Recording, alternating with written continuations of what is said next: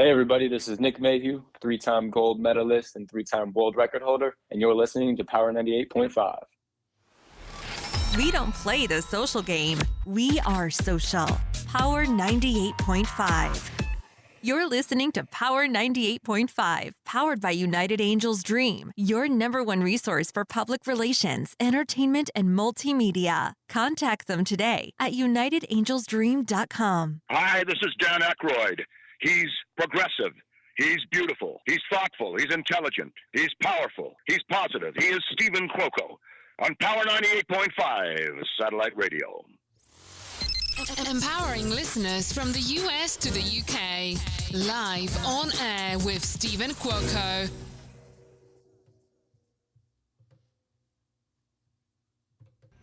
Hi, I'm Asante Cleveland, author and former New England Patriots tight end. Tune into my live interview with acclaimed radio personality Stephen Cuoco on Power 98.5.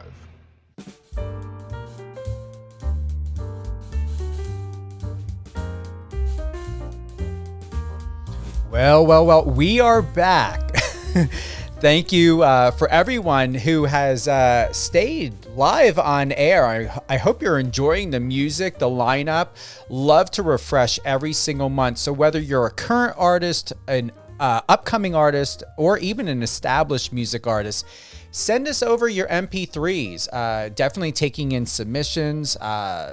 Huge supportive system that we have here at Power 98.5 Satellite Radio to be for the people, by the people, and to support you.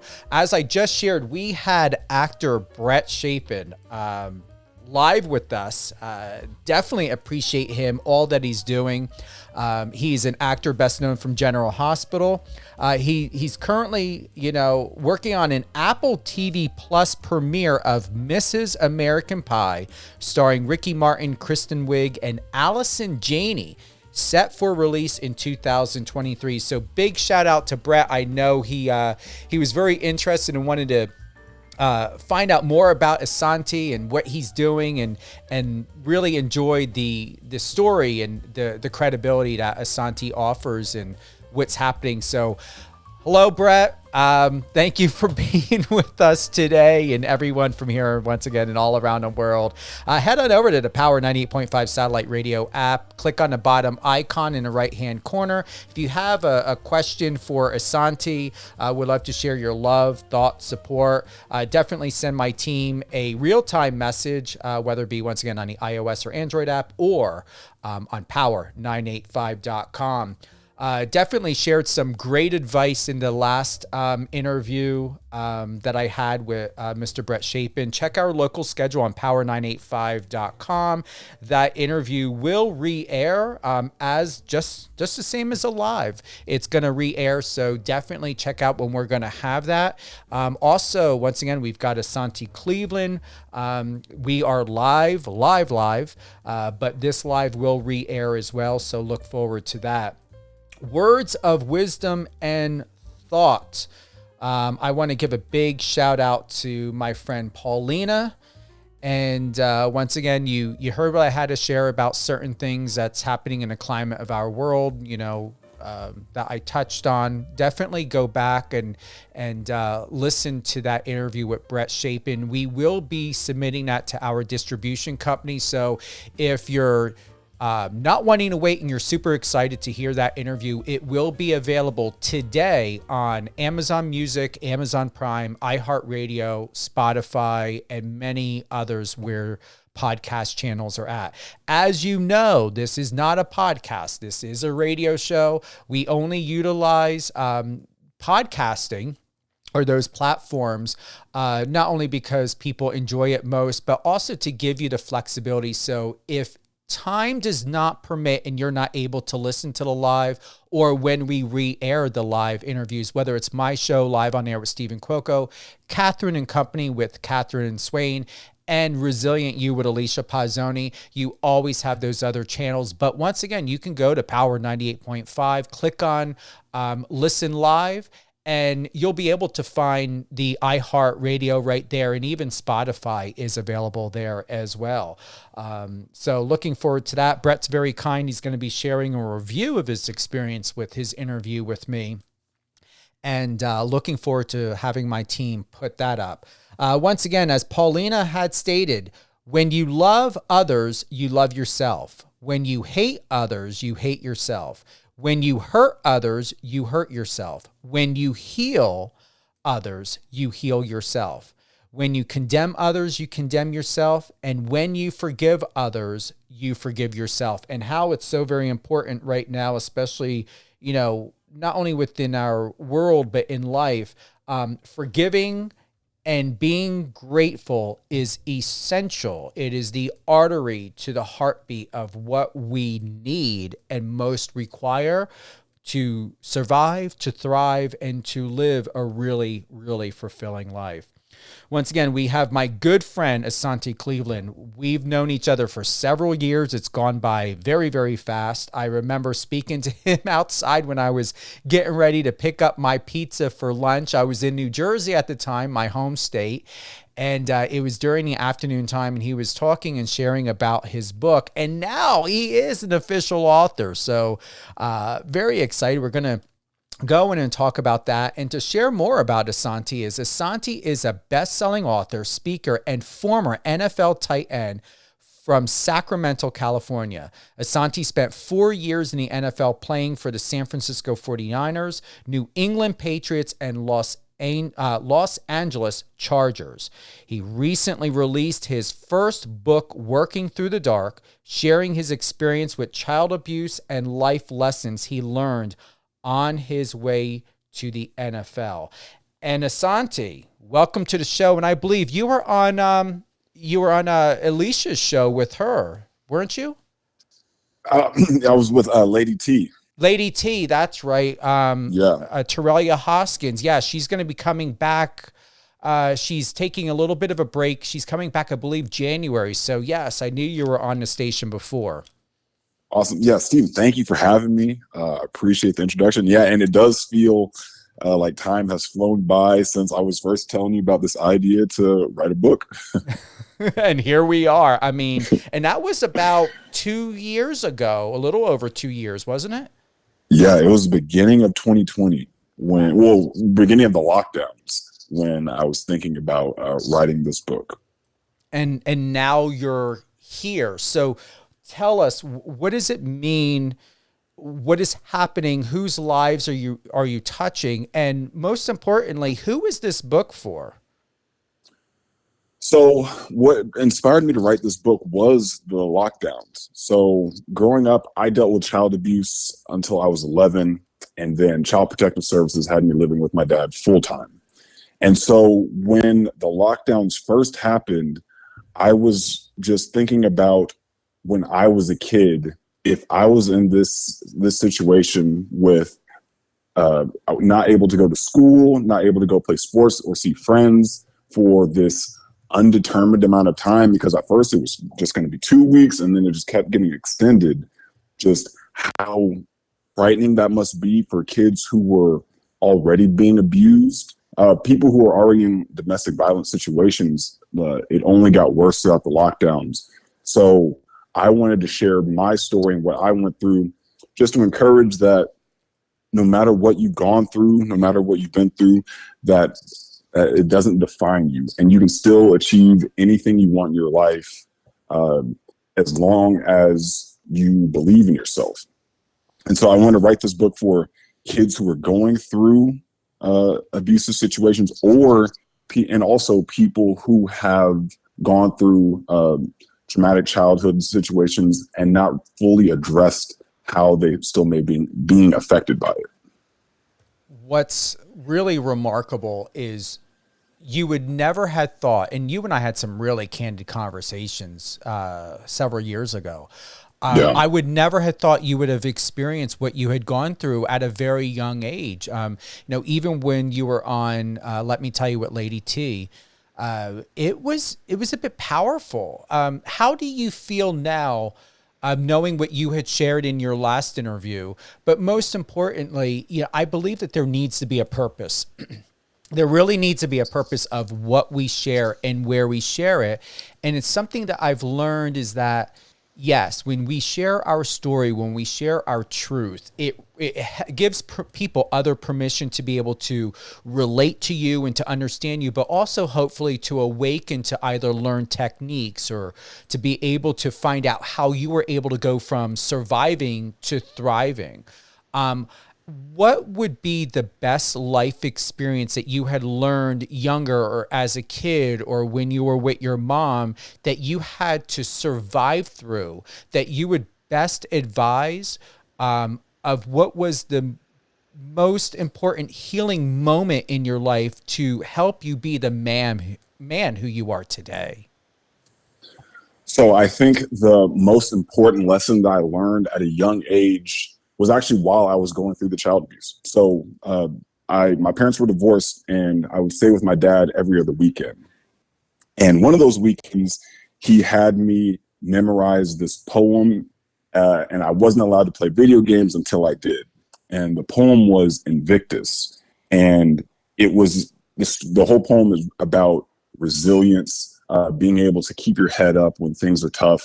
And it was so poignant for me at the time because of what I was dealing with when I was going back to her house. And so I think that was one of the most important lessons I learned young, for just staying resilient. You can overcome anything. You are always in control of your fate and your destiny as long as you believe it. And then for just the whole healing part, it was really having an awareness to how I was still affected that didn't come until much later. Like maybe 4 years ago was when I first started to take notice that, okay, maybe the abuse I dealt with is still affecting me. And, but because I had that awareness, I knew that there was something that I could do about it. And just working through my emotions, just really not being afraid to sit with the uncomfortable thoughts of what I had experienced in the past really helped move me forward through the healing process. For those that are tuning in, we've got a very good friend who I consider a very good friend and feel very connected to, Asante Cleveland. He's a professional former football player. He's also the author of Working Through... hold on. I don't have my glasses on. Don't even tell me. I want to get it. Hold on. Let me get my glasses. Asante is the author of Working Through the Dark. What I was doing is I'm on your Instagram and I was trying to read that you're holding up the book. So go to Asante's Instagram. It's ASANTE Cleveland. And then you'll be able to see all the latest and greatest from Asante, including his recent share about working through the dark, sharing his experience with child abuse and life lessons he learned on his way to the NFL. You wrote on this post, Asante, being physically abused growing up was something I kept to myself for a long time. In middle school, after Child Protective Services removed me from that situation, I tried not to think about it anymore. Sports not only became my outlet, but also a way for me to ignore the past. Are there any details that you can share of what specifically you went through and endured, what that abuse was? And does that abuse or are there any triggers that still play a role to your current healing process, or do you feel absolved from it? Yeah, I don't think I still have any triggers towards those feelings of what happened then. So what I was going through was, like I said, parents divorced, and she was very, she wanted to make sure that I wasn't disrespectful, or like I would get whooped for not doing homework, maybe getting a bad grade on a test. And bad grade is very subjective. Like a C- would be considered a bad grade. And so I would get whooped with a glue stick, which was like a foot long, like industrial glue stick that would use like put into a glue gun. But just on its own, it was this very pliable, bendy whip, essentially. And so I would get whooped for, like, one time it was because she told me to get 100% on a math test and I ended up getting a 95. And that was probably the one that stood out the most. It wasn't the worst beating, but just that thought of not that I had to be perfect, and making one mistake means violence. One mistake could be extremely detrimental. And so I think that was something that I really carried and affected me throughout my life, of really being afraid to make mistakes, because knowing that there could be a severe punishment at the other end of that. Consciously or subconsciously, did that ever play a role, Asante, when you were playing football? Did you ever feel that if you didn't meet to the goal and expectations of what you had for yourself, or from your coaches, or from the fans, or from, you know, whoever it may have been, you know, that were part of, you know, those teams in that career, did that mind fuck you at all? Yeah, I think subconsciously, I think I was always kind of aware of where it came from, but definitely subconsciously, I would be just afraid to make a mistake. And it doesn't help that I'm playing on a field in front of 70,000 people, while possibly millions are at home watching, for me to make a mistake in front of everybody. So that was always a scare in the background. And I noticed that when I would make a mistake, it's like one of my first games in the NFL, we were playing the Seahawks, and game starts off going well. My first play, I block for a touchdown, a couple more series, I'm doing well. Then I get a holding penalty. And I noticed right then and there, everything changed. I noticed, like, wow, it's so loud in here. These people are so fast, so big. Like, all these elements were now affecting me in a way that they weren't just minutes before. And it was always tough for me to kind of rebound out of that mindset. I didn't at the time have the tools to refocus myself, recenter myself. But yes, it always played a factor in my sports career. Have you ever believed that you were ever a mistake? It wasn't that I thought I was a mistake, but I think I carried a notion that I was bad, or I was a bad kid, or bad at this, bad at that. And just whenever things weren't perfect, it would kind of just be confirmation for me. And which is completely unreasonable, to think that you have to be perfect at everything, because you're just not going to. But that was something that I had held so closely that I was just, growing up, I was a bad kid, even though I really wasn't. So we have the understanding of what it means to be bad, and then we have the understanding of what it means to be perfect. And as a wise person once helped me to get back my sanity, it's not about perfection, it's about progress. But Yep. also good enough. Because when we think about, okay, you know, someone considering you being a bad person, that means that, okay, what has Asante potentially done? Did he do evil towards someone else? Is he being violent to himself? Is he not making good decisions? To you not being good enough? So I'm sure and know that you understand the difference. So to ask you, was it so much that you felt and or believed that you were a bad person because you may have been portrayed as someone who made your mother or someone else's life miserable because you could not and did not live up to someone else's expectations, to nothing about who Asante Cleveland was ever good enough? Do you see where I'm going with this?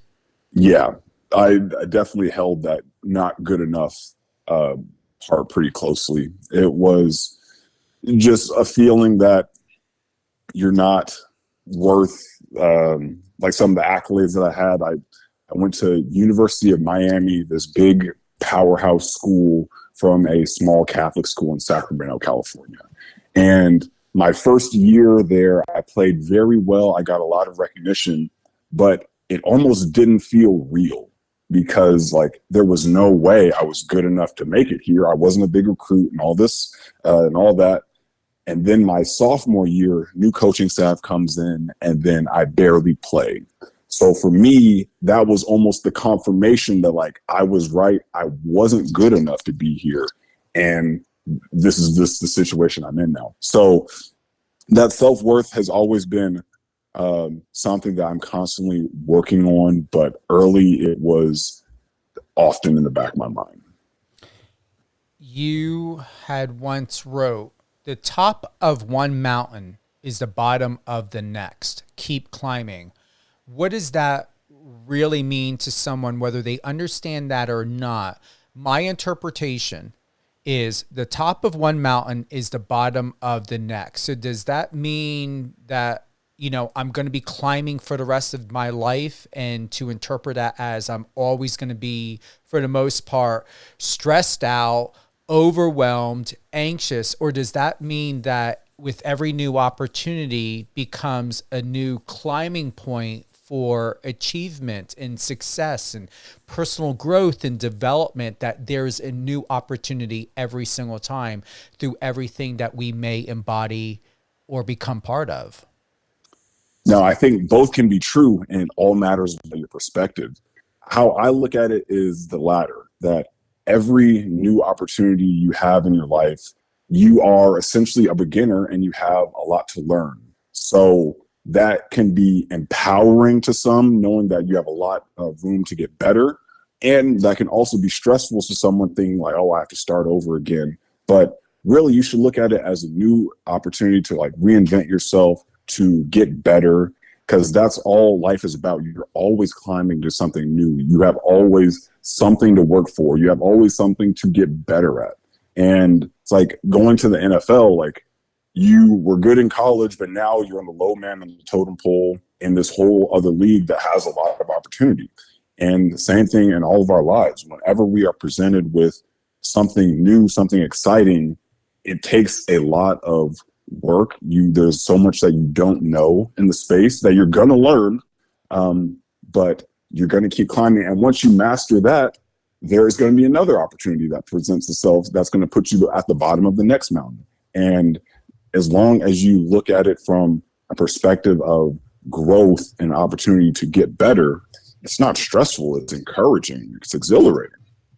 Have you ever sought or sought after a therapist or a counselor? And if so, for anyone, no matter what religious backgrounds they come from, or if there's ever been a stigma about it, what are your thoughts about seeking professional help, or even to sit down and try to find a confidant to just purge and share and just really, you know, remove the disease of these emotions, and that could turn literally into cancer. It can affect your health and your body. So what would you say about professional help, therapists, counselors, grief counselors, social workers?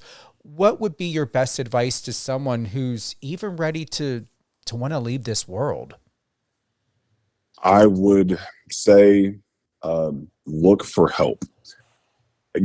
So I've been in therapy since 2018, I think, 2019. And what drove me to go to therapy was struggling with depression. I was also experiencing like suicidal ideation to the point where it scared me. And I knew that this wasn't healthy. This also wasn't sustainable. And I needed to talk to somebody. And I think if it's not therapy for you, which I strongly encourage, definitely find someone to talk to it with. Talk about what you're dealing with, what you're struggling with. I like to look at it from like the athletic point of view, like lifting weights. When for a lot of guys who work out, bench pressing 135 pounds is a warm up for the most part, but there was a point in your life when that was very heavy, a point when you couldn't lift it on your own and you had to have someone help spot you, and that's okay. But eventually you got a lot stronger. The weight didn't get any lighter, but you were now able to lift it with very little resistance. And that's the same thing with talking about childhood trauma, some things that you're struggling to really reconcile with. Maybe in the first part, when you first try to deal with it, the weight is too heavy to carry on your own. Get a therapist to help spot you and lift that weight. And eventually it'll be so much easier for you to deal with. It won't be so much of a point of resistance to talk about, because you worked on it so long that you've gotten so much stronger. It's not heavy for you anymore. Like for me, maybe 4 or 5 years ago, I could not really have a conversation around my experience with child abuse. And fast forward to now, I have spoke on stage about it and I've written a book. It didn't get any easier. I just got a lot stronger. Has it ever played a role of you feeling not good enough as a man, as a provider? And has it ever affected in what most people don't talk about? And it doesn't matter who you are or where you come from. I can say to you this from my own personal experience. Did the abuse impact your confidence in your role as a young man, as a male, and in your own sexual identification? Because it did with me. Because when I went through what I went through, I did not know when I was going to eat. I did not know if I was going to be alive. I did not know if I was going to be murdered. There were a lot of things. And I went through such anger to God, to myself, even having a dick. I was like, why the fuck am I a man? I don't have a male role model. I don't know what it's like to know what it means to be a male, to be a man or young man. I knew none of that. All I knew is when am I going to eat? Can I sleep? Am I going to not wake up pissing my bed because I was so exhausted that I couldn't even at times at the age of 5, 6, 7 years old get out of bed because I was so in fight or flight and having complex PTSD. And there's a difference between PTSD, which is usually from one traumatic event, but then what most people don't know or talk about is there is complex PTSD. And complex PTSD is where it's continual trauma. And I had continual trauma every day. And I had to live every microsecond in that moment, figuring out how to strategically be an adult to myself to survive. And so with that, how did it play a role in your own sexual identification? How did it play a role in you as a man accepting yourself, not only being a human being, but being a young kid in a world where even preschoolers are somehow positioned to figure out sexual identity? And we all know that you're heterosexual, but still, not everybody can make it out the way you did. And I was lucky that I made it out the way that I did, to be able to finally love my body. So when we think about your emotional, mental, and body health and relationship and your identification as a heterosexual man, was that ever challenged through the abuse? And Stephen, thank you for sharing a bit of what you've gone through. For me, I don't think the sexual identity was challenged, but the confidence was really shattered. And I was very lucky in that I had a great male role model in my dad. So while for a long time he didn't know what was going on either until I finally told him, but I had someone to really learn from and give me positive wisdom and affirmations about myself while I was dealing with this. And then once I was living with him full time, I just had even more opportunities to really learn how to carry myself as a man, how to behave as a respectful, tall, Black man in this country. I was very lucky to have someone so wise, caring, loving, and supportive as I left that situation. But it has always been a journey for me of building back my confidence. How has your relationship or relationships throughout your life, Asante, been with women? Have you ever felt that you were never good enough? Did you ever look as what most people do, without being able to put a number on it? But did you ever feel that you needed to obtain validation from women because of the relationship and what you understood from a feminine identity, your mom as a woman, as a female, who's to be a role model? How has that affected your relationship with women in general and with the feminine, masculine identification of being a human and a relationship with other people? Yeah, it affected relationships for a while. I definitely sought validation from women, especially like going into college. I noticed that my self-worth really fluctuated depending on where I was on the football depth chart. So the lower I was on the depth chart, the worse I felt about myself, the more I would seek validation from women.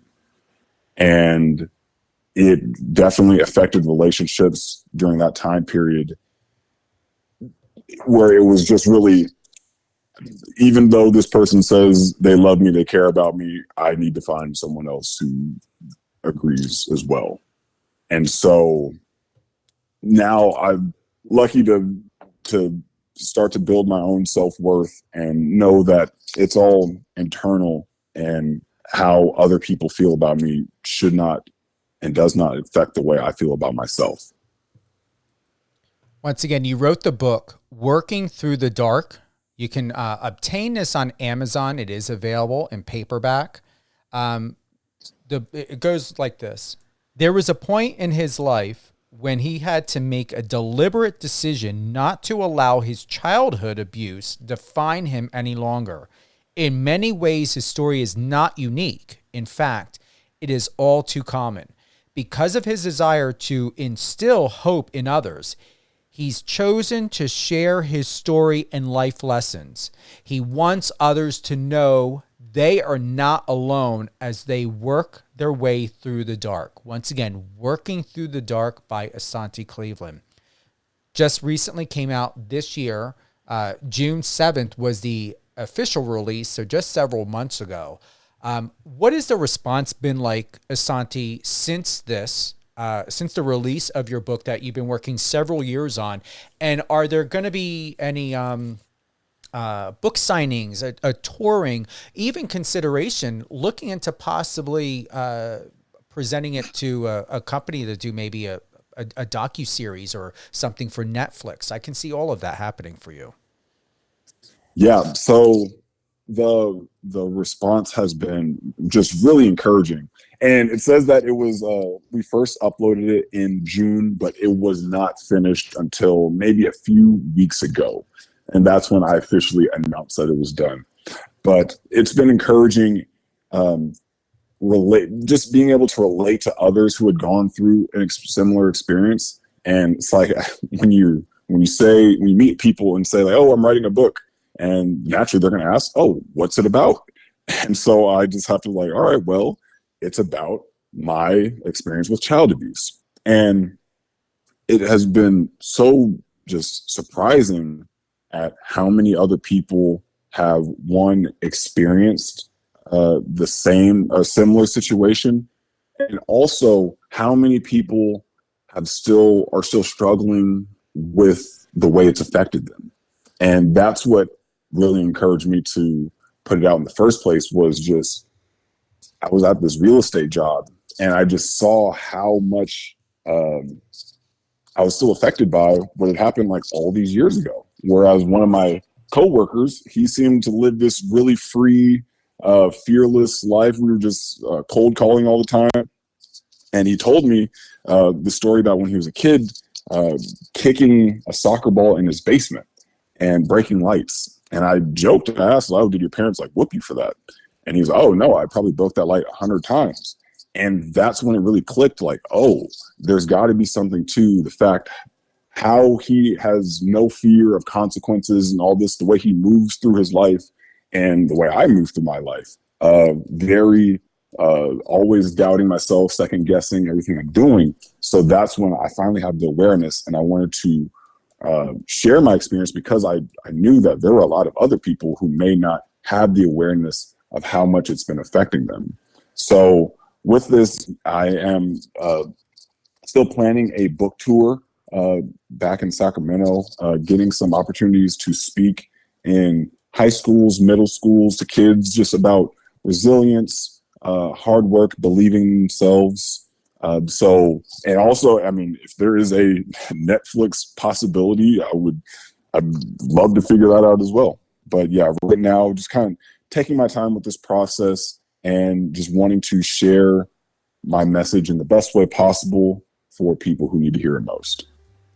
What's the best advice you would like to offer, Asante, before we close out? Ooh. You have to work on yourself.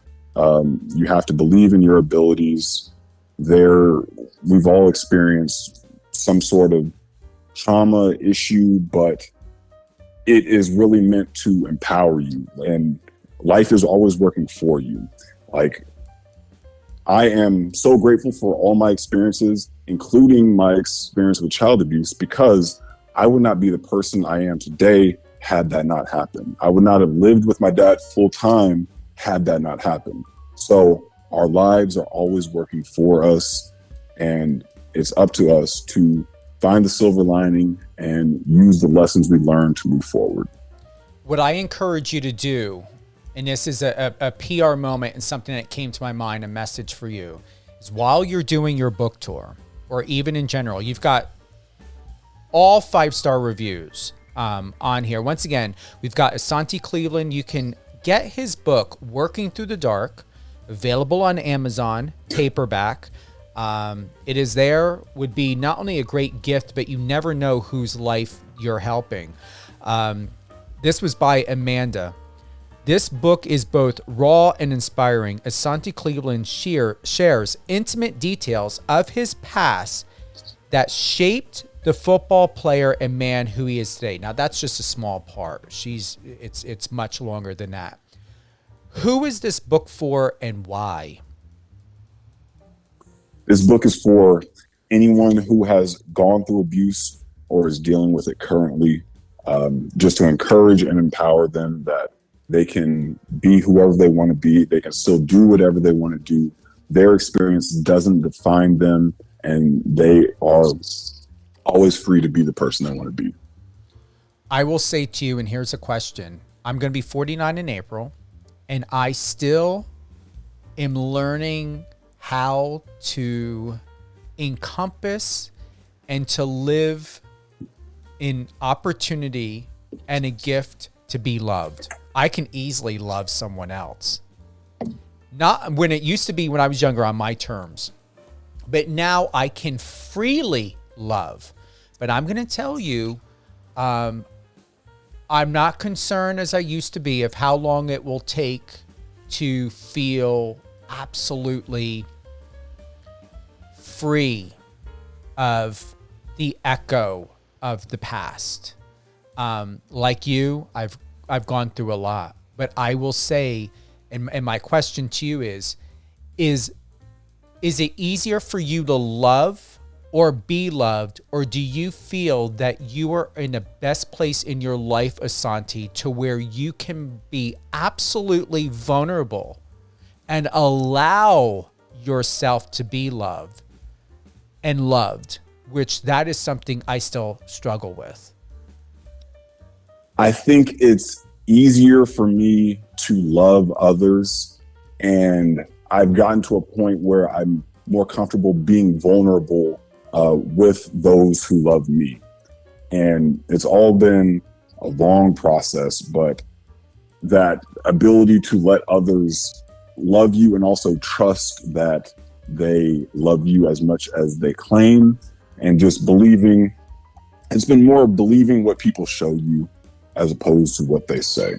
And if someone is consistently showing you love, then accept that love wholeheartedly.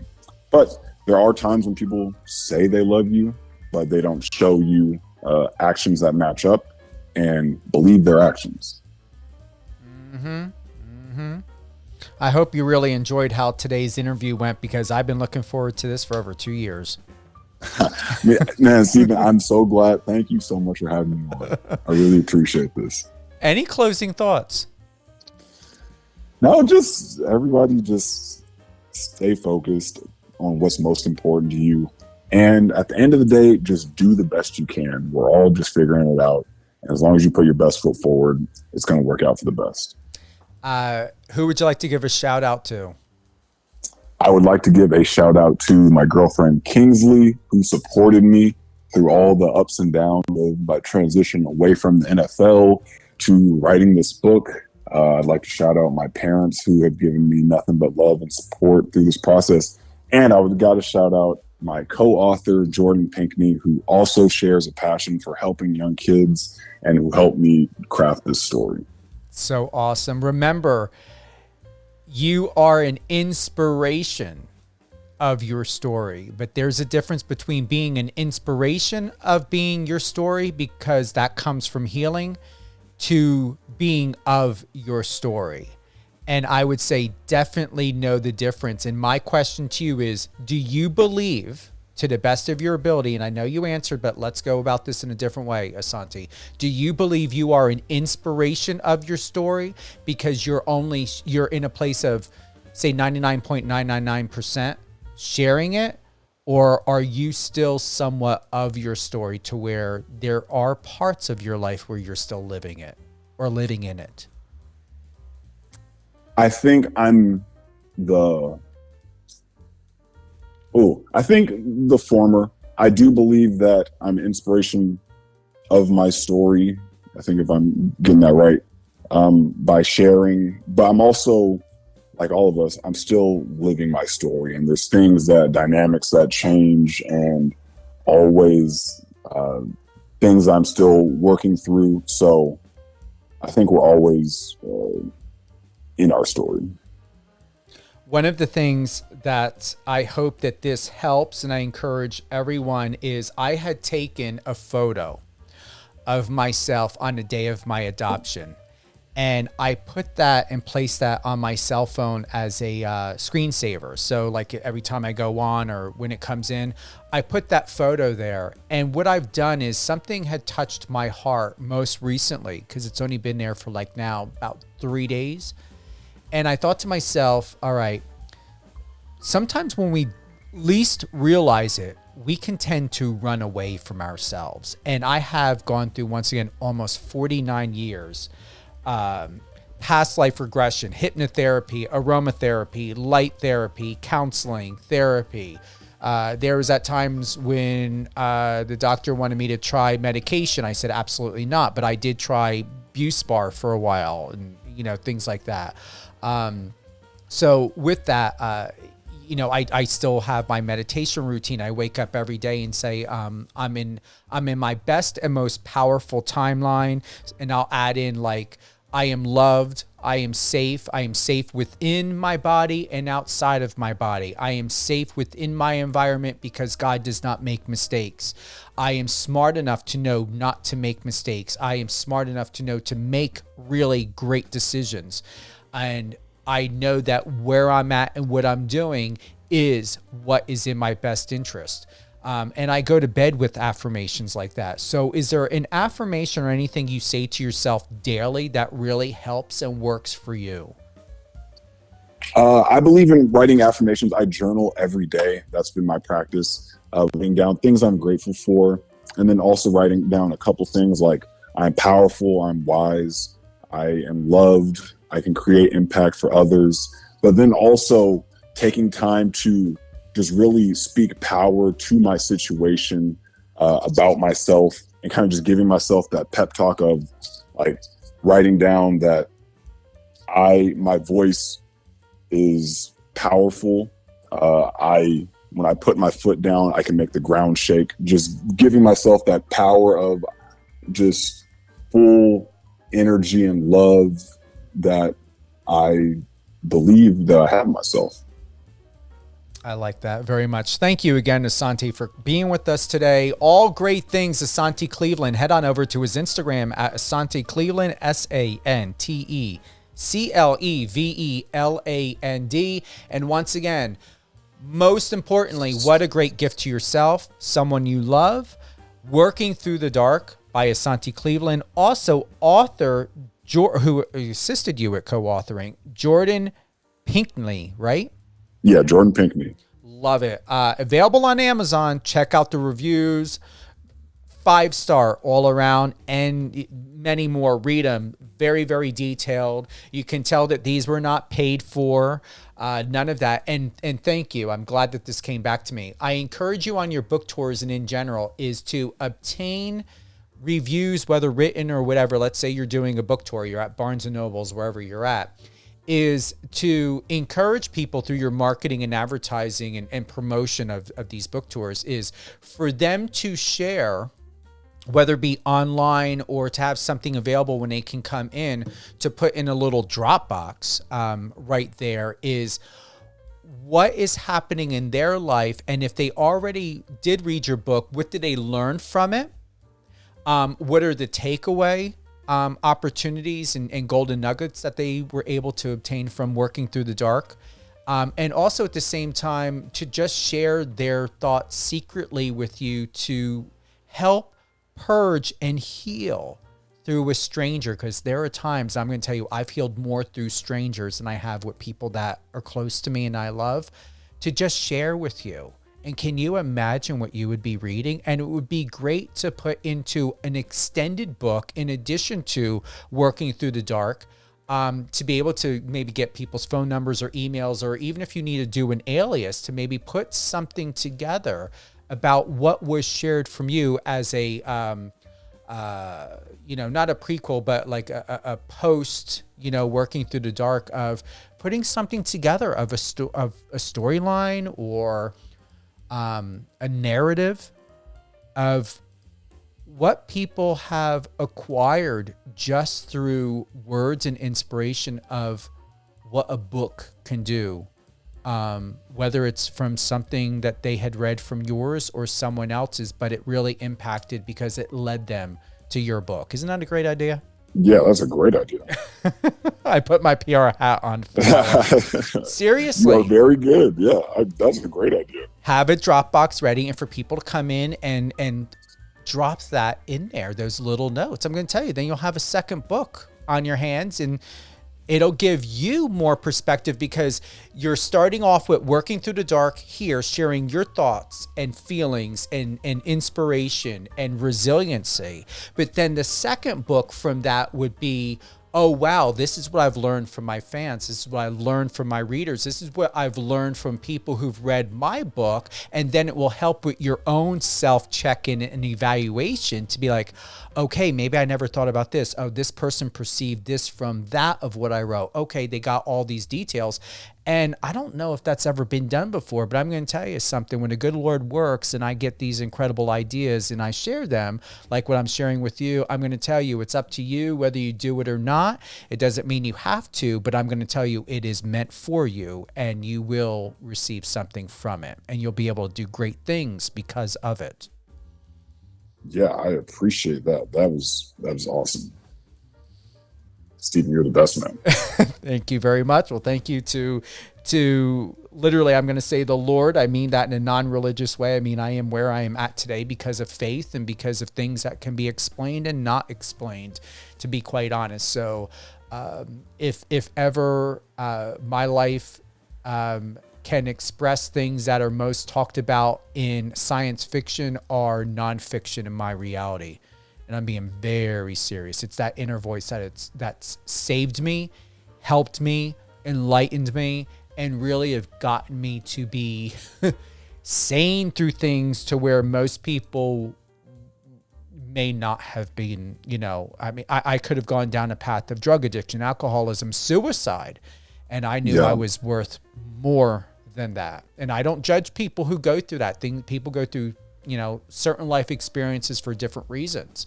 But for myself, I lived that every day through my family, and I knew who I was, and I knew who I did not want to become. And I was very much loud and clear, and there was never any question to deviate from that truth. Man, that's awesome. You are an inspiration, man. Thank you. I continue to live life like this. And to share, I don't do any of those seminars or events. I don't get into a lot of that stuff, but I attended a virtual event most recently, and I don't mind saying it, and I'm going to say fuck it. I actually called this person out. This person, typical, people who sell packages and things like that. And to just share this with you is, I don't regret doing it. My heart, I felt like there are certain things, even through adversity, that can activate you for whatever reason. And this person, this virtual event activated me because I know that living for doing what is right and being a representative and an advocate and a representative of the public for the public through public relations and journalism and media is that it's all about putting people first.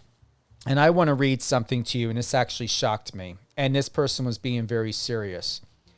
I had called out this person who was verbally abusive, emotionally abusive to certain people in the audience. This person was telling people that if they want to be, she helps with public speaking or being a speaker. And she was calling, saying to certain people, oh, if you want to, you need to clean up your house. Some of your house, what I see is like some of your homes is disgusting and dirty. Like if you're going to be on a live, you need to have a clean home, and that's a reflection of you. And just judging people. And she had 6 people who she had mentored and who had taken her course. And when she introduced them, she said, they're really fucked up. And I'm thinking, these are former clients of you, and they're live, 6 of them, and you're saying about how they're fucked up. So I had sent her saying, the point is, because I also had a question, and I was thinking, right, why did I not get a specific answer from this question I had? Because I did not want to sit anymore. I wanted to find out, where was this being filmed out of? Like, I'm inquisitive. However, just to read this, the point is, when a question is asked and the person knows what it is being asked about, answer it without having to wait hours worth to receive it. I get you and understand your position. I am here because I felt you are of worth and not following the usual format of what most business coaches follow in their formula and format. However, there is no plausible reason for me to wait for hours to get an answer to my question. I find it to be slightly suspicious when someone keeps me waiting. Since both you and I are very good at being transparent, I don't give a shit about excuses. Whether I'm getting paid or if I'm doing an event, I put people first. And with that being said, as a representative of the public and for the public, I shouldn't have to be told to wait several hours when we are already close to mid-afternoon to acquire the answer. And if your team is answering thousands of emails, then consider hiring more people to answer a question in a timely manner. This person responded back verbatim, said, "We don't put people first, we put them last. That's what we have been doing the last 3 days." And then an emoji, that emoji where it gets like pissed off and it's blowing a smoke out of its nose. So this person put that there. Mm-hmm. Then wrote, "Sometimes there is nothing left to say. Sorry you didn't get what you wanted immediately. Many of my team members don't even know the name of the studio. Not important to the service we offer or the work they are doing for our customers. Best," and then this person put the name. And then lastly, and after I sent this is when I got booted off the Zoom live. And my one client, she started laughing. She's like, you got booted off of Zoom? I said, yeah. I said, when I stand in my own truth and I'm asking a question and expressing my truth, it's not because I'm judging, it's because I'm wanting to understand and I'm looking to find out that person's truth. And I really did mean it, Asante, that I did respect this person for when this person was being truthful with me. The last thing I said, because another email came in, and then I responded back by saying, this is a very passive-aggressive way to put it. And to be honest, it is great that you know how to be transparent. However, I found your language to be manipulative and abusive from time to time within the last 3 days to the people in the audience. You're not going to get out of this one with me thinking that I'm going to be fooled or misled by your claim of being sarcastic, because this person was like, to say this, said, maybe something is being very lost in translation. I was being sarcastic. Oh my God, this conversation has turned wild. All we do is put people first. Okay, best to you. I'm like, okay, yeah, fuck yeah. Yeah, you're telling me the truth. And that's why I'm like, I then say, you're not going to get out of this one with me. You are being truthful, and I intuitively sense that somewhere within you, you were telling me the truth about how you felt. I have no regrets having had signed up for this course because I saw something different and I felt something move within me. And with that was that God used you as an instrument to activate me. Remember, there are people, whether it's a good feeling or an uncomfortable feeling, we are here, and there are times we will help people deactivate from certain human programs and behaviors or activate them to be inspired, which this is like, okay, I got a sign from God. Like, all right, it doesn't mean I'm going to go into public speaking, but I already have a platform where I'm speaking. I've got my own radio show. I work in PR, and I may down the road, Asante, do like an event and to help people in this way. With that being said, I will continue to do the opposite of what most business and life coaches do. And I will continue to put people first because that's what I took an oath to do. I'm very surprised that you've gotten away with the way you treat people this long, and you can make all the money in the world, but there will be a consequence to how you treat people. And then after I sent that, less than 2 minutes later, I got booted off of Zoom. Wow. Oh, well, it's going to be a great conversational piece when I do one of my non-bullshit live to help teach people how to bypass this fucking bullshit. And this person was charging almost $13,000 for programs. And I'm thinking, why are people even signing up to this? This person was absolutely vulgar, abusive, mentally and verbally insulting people about how they were dressed, their homes, what this person saw on, the video. And it's like, but that's what the mind fuck does, is what they do is a lot of these so-called life coach and business coaches is they look for who's vulnerable, who's dressed to impress to find out their vulnerability and weaknesses to make money. And then they prey on people who may seem to not have put effort into it to use them as leverage to outweigh the great and the weak. And it's an ongoing thing that most of these people do. And that's why I've refused and stayed away from ever getting into public speaking and doing things like this. But that's when I said I was activated. I'm now inspired to get on a big stage. And I'm not going to make any names, but I will call out the bullshit for the format and all of this behavior to give people the psychological tips, tricks, and formula of how to figure out who and what these false prophets are and what they are really about, because this person was correct. This person was not putting people first. This person was putting their own money first. And especially when they're bragging about making $150 million for other people and doing this, you got to be very careful when people start bragging about how much money they make. This person was bragging about having a vacation home, several $1 million vacation home, the money that they put into this, having their own boat. It's like, listen, you're here to teach people, not to make it about you. It's to make it about them. And I appreciate you, Asante, to help people make it about them through your book, Working Through the Dark, which is available on Amazon. You're welcome. I hope that was received well. And my whole point in saying that to you is because I can see you on a stage, or even when you're doing your book signings. The fact of it is I know you're not like these false prophets, but I just want to make it very clear that there are people like you and myself, even, people I've had on the show, even like someone like Brett Chapin, actor Brett Chapin from General Hospital. There are people out there that are there for the people. And I just want to let you know that I am putting it on record that if you ever decide that you want to do a book tour or a speaking engagement for Working Through the Dark or any other books that you're coming out with, I know that you will put people first.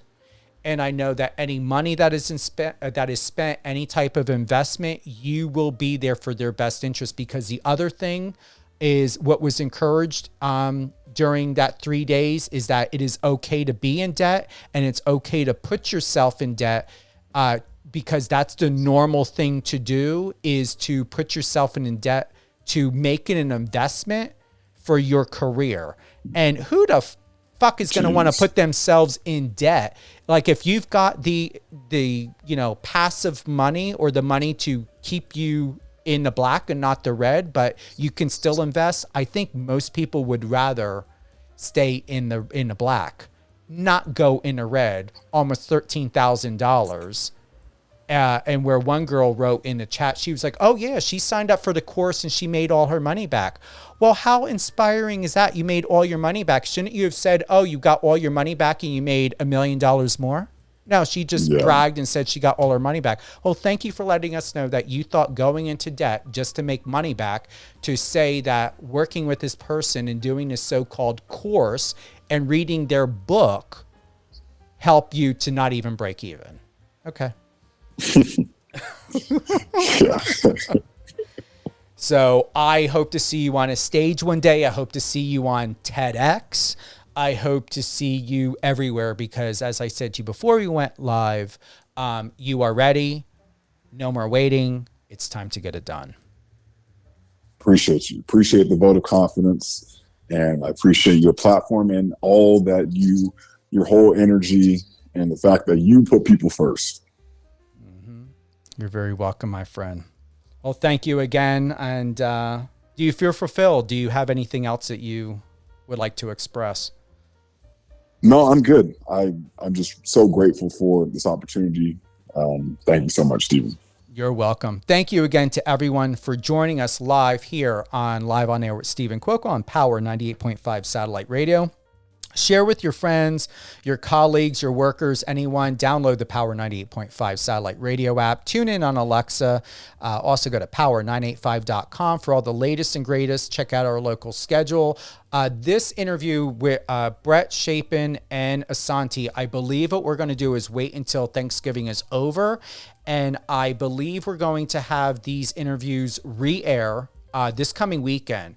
So if so, look forward to Brett Chapin's on Saturday, and then we're going to have Santi's on Sunday. So once again, go to power985.com or download the app, click live radio, and you'll be able to see the schedule there. A new episode of Resilient You with Alicia Pazzoni will be on this coming Saturday at 11 a.m. Eastern, 8 p.m. Pacific. We've got Catherine and Company with Catherine Swain. That airs on Sunday at 11 a.m. Eastern, 8 a.m. Pacific. Closing thoughts. Let me find words of wisdom. And once again, I have a picture of the day that I got adopted on my phone, just to check in and double check and just to see that child in myself. And I encourage you guys to do it. Keep a photo of yourself as an adolescent. Maybe the biggest turning point in your life, or maybe during a time where it wasn't so happy. And remember, that child, that part of your life deserves to be healed. And so I'm keeping that 9-year-old. I was taken from my family when I was 7.5. It was the day after Christmas, and I was adopted at the age of 9. And so I've got that photo on my phone to check in with that Stephen. And it's a picture of me smiling and holding my stuffed animal, my little tape recorder. It's there to remind me, but also to remind him that is within me, that we are safe, we're moving in the right direction, and that we both have each other and we both understand each other. So it's the best way that I can talk to my inner self, and I didn't force it. It's because I'm ready. And so I'm very, very grateful to be able to have that child self on my phone, to see myself, to know where I've come from, what I've healed from, and also to know so that child within me will be conscious of how successful and resilient we are, and to know that we've made the best decisions, that God does not make mistakes, and we've met the right people that have been an instrument to our evolution and our healing and our growth. I'm going to close by sharing with you. Let's see here. I like this one. Not having the urge to defend or explain yourself is real peace. Once again, not having the urge to defend or explain yourself is real peace. Whatever you believe you need to answer to is God and yourself, but ultimately have those conversations with self, be one with yourself, be truthful with yourself, and just know the difference and the feeling of how it feels when you are running away from who you are and your truth, and when you're running towards yourself. Have a great day, everyone.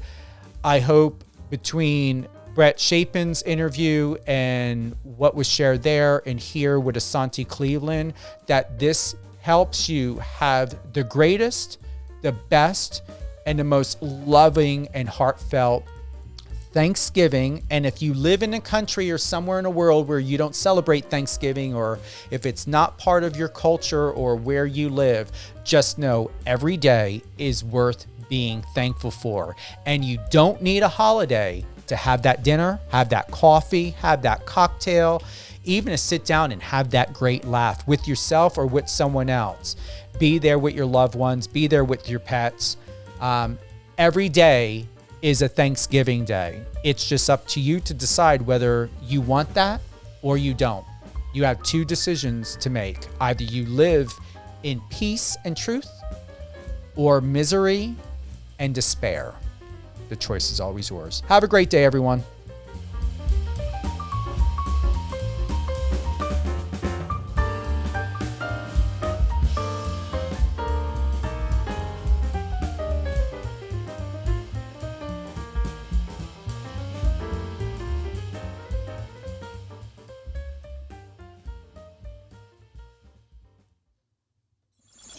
Friend us on your socials and let's connect.